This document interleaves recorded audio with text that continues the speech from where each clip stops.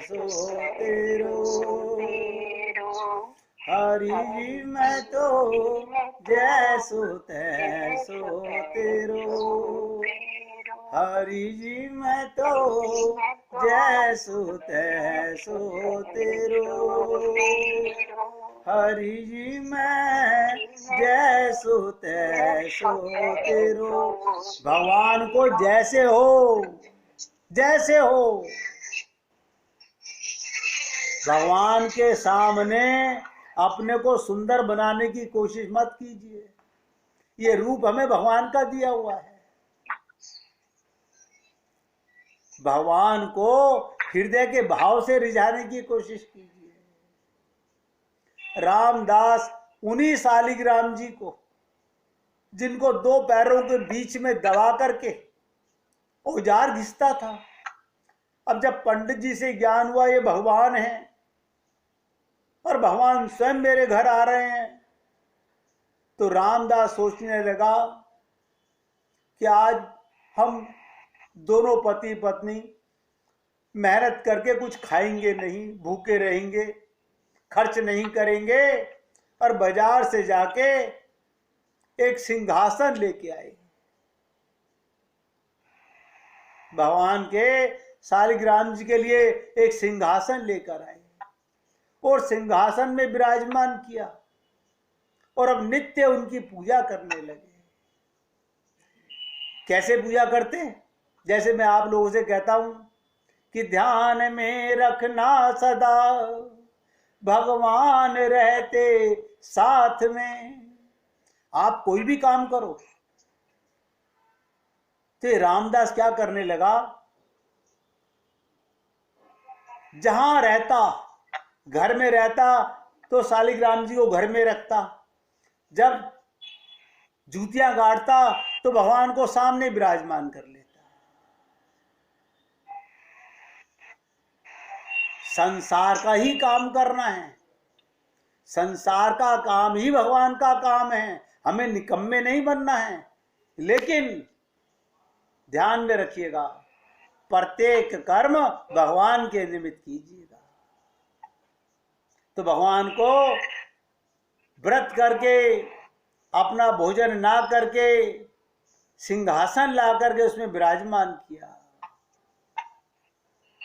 अब क्या हुआ, धंधा, जूते गाड़ने का रोजगार प्रेम की बाढ़ में बह गया, प्रेम की बाढ़ में बह गया। वो दिन रात, दिन ना देखता ना रात देखता, बस कीर्तन करता रहता। कभी हंसते, कभी रोते, कभी गान करते, कभी उछल उछल के नाचने लगता, कभी गुमसुम बैठ जाता और मन में बस एक ही लालसा रखता कि प्रभु ऐसे मजा नहीं आ रहा, मुझे आप रूप में दर्शन दो। सत्संग में मैंने सुना है कि जाकी रही भावना जैसी, प्रभु मूरत देखी तिन जैसी। तो प्रभु मुझे शालिग्राम रूप में नहीं, आप लीला रूप में नजर आओ। भगवान के दर्शन की इच्छा आप सोचिएगा, कंठ से रोते हुए पुकारने लगा, हे दया के धाम। जब एक ब्राह्मण के घर को छोड़कर, देखिएगा, भगवान को पाने के लिए कोई रटाई प्रार्थना नहीं, आपके हृदय का उद्गार चाहिए, आपके हृदय का भाव चाहिए। क्या कह रहा है चमार, ये बताइए कहां प्रार्थना लिखी है कि आप प्रभु एक ब्राह्मण के घर को छोड़कर आप इस नीच के यहां आए, तब मेरे नेत्रों को अपनी अद्भुत रूप माधुरी से, लीला माधुरी से दिखा करके कृतार्थ करो। हे नाथ, मेरे प्राण तुम्हारे लिए तड़प रहे हैं। आप सोचिएगा मेरे भाई, आपके और हमारे अंदर ही तड़प कहां है? पाना सब चाहते हैं, सब आनंद को पाना चाहते, वही तो भगवान है। आनंद मध्य सिंधु अविनाशा, पाना तो सभी आनंद को चाहते हैं। ऐसा मैंने कहा संसार में कोई भी जीव नहीं है जो भगवान को नहीं पाना चाहता, लेकिन मछली की तरह तड़प चाहिए। ये रामदास रोने लगा, तड़पने लगा, मछली की तरह छटपटाने लगा, लेकिन भगवान से, बस नोट करना मेरे शब्दों को, एक व्यथा नहीं देखी जाती भक्त की, कि भगवान के लिए भक्त जब रो के पुकारता है। इसीलिए कहते हैं संत महात्मा, पुकारो रो के गोविंद राधे, न भूलो मन पल छीन आदे। तो रामदास की ये करुण पुकार को सुनकर भगवान एक ब्राह्मण का रूप धर के उनके यहां पधारे। रामदास उनके चरणों पर गिर गए और गिड़गिड़ाकर प्रार्थना करने लगे, भगवान का दर्शन हो, ऐसा उपाय बताएं। बताइए, ब्राह्मण से प्रार्थना कर रहे हैं, मुझे भगवान का दर्शन हो। ब्राह्मण के रूप में भगवान आए, ऐसा उपाय बताइए। मैं आप लोगों से निवेदन करना चाहता हूं, आपकी तड़प ही उपाय है, आपका रोना ही उपाय है। लाखों करोड़ों रुपए के महल बना के भगवान के नाम करने का उपाय नहीं है। आपके आंसुओं पर भगवान रिझते हैं।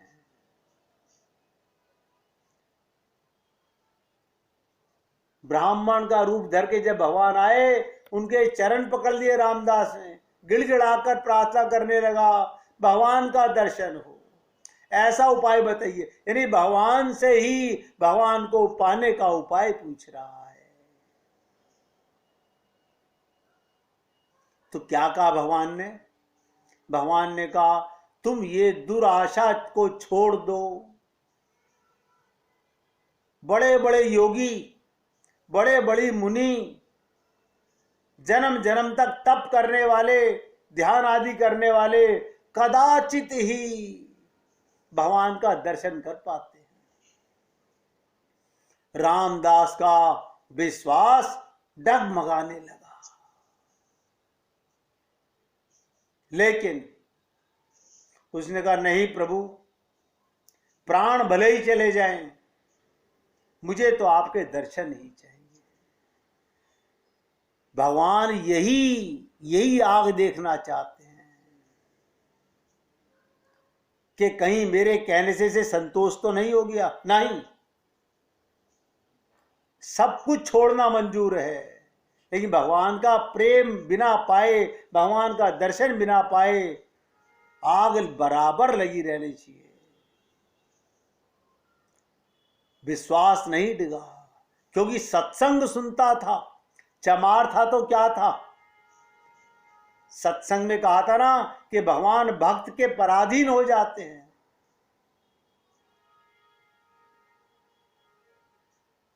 सोचिएगा, भगवान ने कहा तुम इस दुराशा को छोड़ दो। रामदास का विश्वास डिगने वाला नहीं था। क्यों? सत्संग का यही कमाल होता है। वे बोले, प्रभु आप ठीक कहते हो, मैं नीच हूं, पापी हूं, मेरे पाप एवं नीचता को देखकर तो भगवान मुझे दर्शन कदापि नहीं दे सकते, परंतु मेरे वे स्वामी दीन बंधु दया के सागर हैं, अवश्य वे मुझे दर्शन देंगे, अवश्य विश्वास रखो।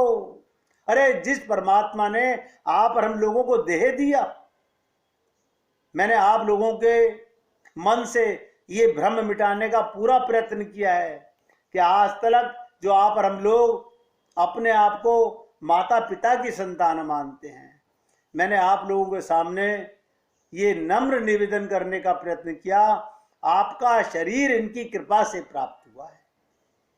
लेकिन ये आत्मा परमात्मा का अंश है। कबहू के करी करुणा नर देही। अब जब भक्त की दृढ़ता, परिपक्वता भगवान देखते हैं, ये भगवान की परीक्षाएं हैं। भगवान सबकी परीक्षा लेते हैं। ऐसी परीक्षा अब आप उसमें उत्तीर्ण होना चाहो या ना चाहो। आप देखिए, दौड़ में जीतने के लिए आप जान की बाजी लड़ा देते हो। भगवत प्राप्ति के लिए हमारे सामने आज तक, याद रखिएगा, केवल मोह ही एक ऐसी बीमारी है। जब जब भी हमने भगवान को छोड़ा है, इस मानव देह चोले को कृतार्थ नहीं होने दिया, उसका कारण मोह सकल व्याधिन कर मूला। और मैं आप लोगों के सामने ये कारण खड़ा करना चाहता हूं कि आप हर चीज में देखें कि मोह मेरे भगवान को पाने में रुकावट ना बन जाए। जब रामदास की अडिगता, परिपक्वता को भगवान ने देखा कि रोना मंजूर है, ध्यान से सुनिएगा, भगवान ने यमराज के रूप में दस्तक दी कि चलो रामदास, तुम्हारा समय पूरा हो गया। तो रामदास क्या कहता है, ये प्राण बिना दर्शनों के निकल नहीं सकते, नहीं निकल सकते। ये गुरु का कमाल था। यही बात परीक्षित से सुखदेव परमहंस ने कहा था कि परीक्षित, आज 7वां रोज है, देख वो तक्षक नाग आ रहा है तुझे डसने के लिए। तो उसने क्या कहा कि प्रभु, वो जिसे डसने आ रहा है वो ये शरीर है, और मैं जा रहा हूं, मेरे लिए पुष्पक विमान आ रहा है। मैं नारायण का विमान देख रहा हूं, मैं तन को नहीं देख रहा। हम अनेक बार आपसे कहते हैं, ये तन विष की फेरनी, हरि अमृत की खान, ये जहर का भंडार है, छोड़ के सब गए हैं। भगवान आपकी दृढ़ता देखना चाहते हैं। रामदास की जब इस परिपक्वता को भगवान ने देखा कि यमराज को भी नकार रहा है, आपको मैंने बताया था, जटायु ने भी यमराज को ललकारा था, हे मृत्यु मेरे सामने मत आना, मैं शरीर जब तक नहीं त्यागूंगा जब तक मेरे राम को मैं संदेशा ना सुना दूं। राम को आना पड़ा। अब भगवान से नहीं रहा गया। भक्त की आतुरता, ध्यान दो, ये 2 शब्द नोट करो, आतुरता और विश्वास।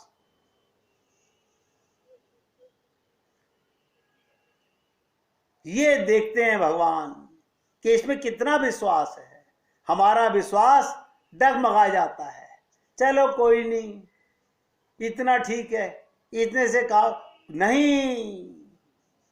देखिएगा, बता देता हूं आपको, छोटा बच्चा जब मां का दुग्ध पान करने के लिए बिलखता है, पैर मारता है, रोता है, मां सारा काम छोड़कर बच्चे को स्तन पान कराती है।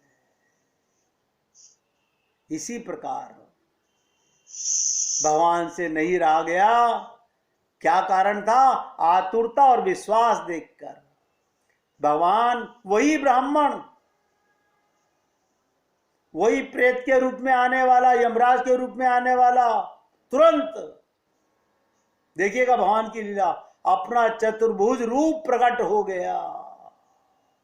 प्रभु ने कहा, रामदास ये ठीक है कि जाति नहीं बदल सकती, किंतु मेरी भक्ति से भक्त का पद अवश्य बदल जाता है। मेरा भक्त, नोट करो, ब्राह्मणों का, देवताओं का भी आदरणीय हो जाता है। आज देखिएगा कबीर को, कौन सा ऐसा संत महात्मा है जो अपने सत्संग में कोड नहीं करता? रहीदास, कौन ऐसा है जो उनका गुणगान नहीं करता? कौन ऐसा है जो रहीम का गुणगान नहीं करता? सोच के देखिएगा। भगवान कहते हैं ब्राह्मणों का भी, देवताओं का भी आदरणीय हो जाता है। तुम मेरे दिव्य रूप का दर्शन करो। भगवान तुरंत अपना शंख चक्र गदा पद्म धारण किए हुए विष्णु रूप में जैसे ही रामदास के सामने प्रकट हुए, रामदास भगवान का दर्शन करते हुए कृतार्थ हो गया। और कृतार्थ होकर के उसकी पत्नी ये सब देख रही थी। उसकी पत्नी मूली ये सब देख रही थी। उसी समय रामदास के शरीर का पुष्प बन गया और उसकी आत्मा ज्योति रूप में परमात्मा में समा गई।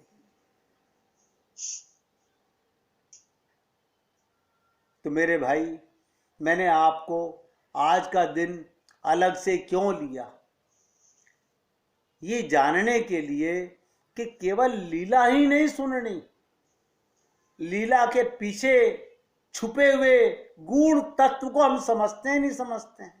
हम रोजाना 1.25 घंटा जो भगवान की चर्चा कर रहे हैं, किस लिए? यहाँ कोई धन तो मिल नहीं रहा, यहाँ कोई परिवार तो मिल नहीं रहा, यहाँ कोई मकान दुकान तो बन नहीं रहे। यहाँ हमारा अंतःकरण बन रहा है, यहाँ हमारा हृदय शुद्ध हो रहा है। देखिएगा, मुझे मेरे गुरुदेव ने एक ही बात कही थी कि जो भगवान श्री कृष्ण कहते हैं, अभ्यास न कोनते, हम रोज यूं ही सत्संग में आते रहेंगे तो एक दिन भगवान भी हमारे लिए बस अपनी परिपक्वता, अपनी आतुरता और अपने विश्वास को डगमगाने मत दीजिए। रामदास का जब ये विश्वास नहीं डगमगाया तो भगवान को आना पड़ा। तो बोलिए भक्त और भगवान की जय। देखो मेरे भाई, ऐसी लीलाएं बहुत हैं, कोई भक्त कम नहीं है संसार में। भगवान के एक से एक बड़े भक्त हुए हैं।